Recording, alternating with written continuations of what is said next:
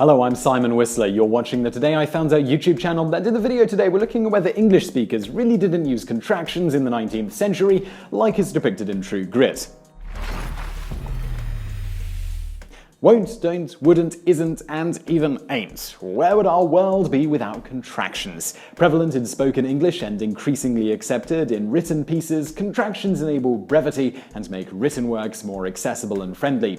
Contractions in some form of English date back to Old English, from 450 AD to 1150 AD, a language that bears little resemblance to English of today. Before this period, although the Romans had already invaded, the dominant language on the island was Celtic.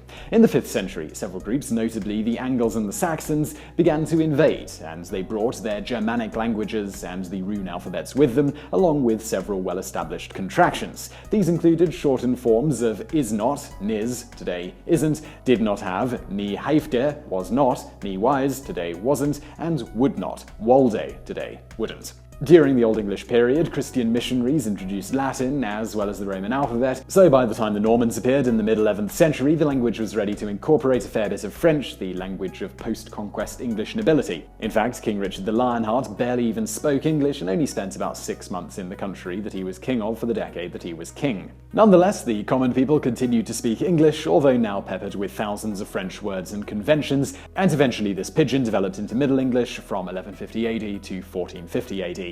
Far easier for a modern English speaker to understand, it was during this period that negative contractions, i.e. using not, arrived on the scene in the form of ni were not, and newt, knows not. Other contractions from this period include thulk for the ilk, meaning the same, and sit, a shortened form of sitteth. By the turn of the 16th century, the Renaissance arrived in England, and with it came further changes to the language, which by this time is recognizable as early modern English from 1450 AD to 1750 AD. Latin and Greek words were adopted and altered, for example, militia, squalor, illicit, and explain, and men like Shakespeare were introducing new words to the masses at a rapid pace, for example, assassination, cold-blooded, eyeball, and fashionable. Some contractions that appeared during the early Middle English period include I'll, I will, twould, it would, and twill, it will, as well as negative contractions of every form including can't, cannot, don't, do not, shan't, shall not, mayn't, may not, and won't, will not.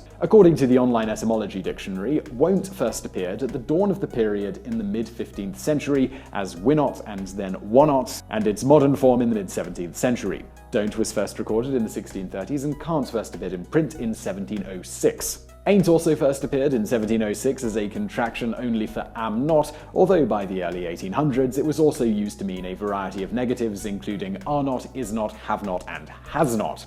As you might have guessed from all of this, contrary to what the latest True Grit film would seem to indicate, contractions were around long before Matty and Rooster were attempting to avenge her father. However, during the period in which the character of Matty was off on her adventure, the 1880s, in formal writing, contractions were absolutely disfavored. This is a trend that started in earnest around the late 18th century. However, as we can see by the works of Mark Twain, 1835 to 1910, among many others, who wrote certain characters speaking the way real people actually talked in this era, in everyday speech, contractions seem to have been the norm. So why did the Coen brothers choose not to use them in their adaptation of the True Grit series? Ethan Coen explains in an interview. We've been told that the language and all that formality is faithful to how people talked in the period.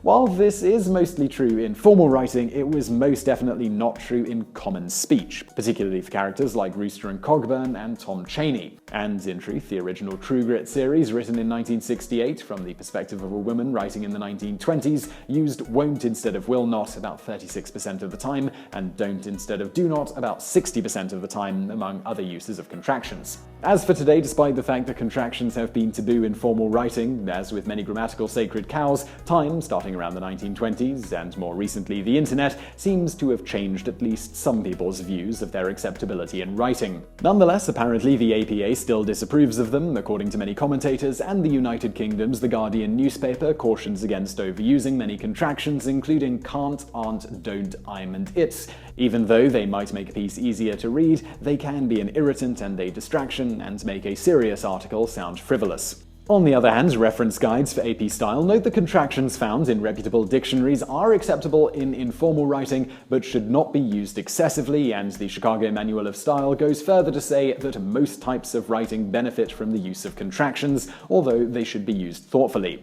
Experts in business writing generally approve of the use of contractions for creating a flowing style that engages the reader, but warn that when writing for an international audience, where there will be non-native English speakers, contractions can be confusing and should be avoided.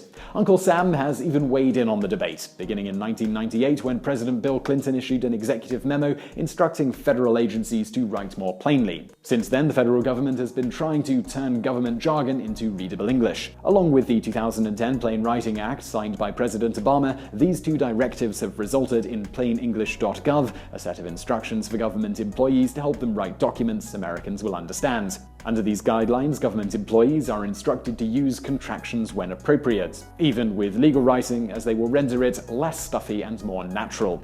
To sum it all up, the directive is write as you talk, but use discretion when using contractions. So I really hope you found that video interesting. If you did, please do hit that thumbs up button below, and don't forget to subscribe for brand new videos just like this every day of the week. Also, over there on the right, a couple of other videos that we put together that you might want to check out if you enjoyed this one, and thank you for watching.